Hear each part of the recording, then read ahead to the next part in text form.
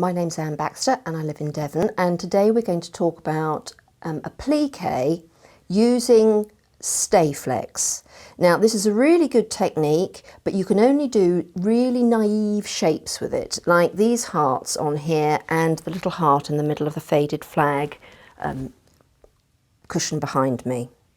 Stayflex is fantastic material. It's a bit like iron-on Vilene in as much that it's got sticky on one side. So can you see there's a sort of glistening here, and that's glue on one side.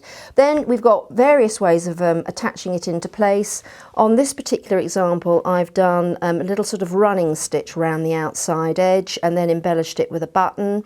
You could hand slip stitch it into place. You could blanket stitch it either by hand or by machine.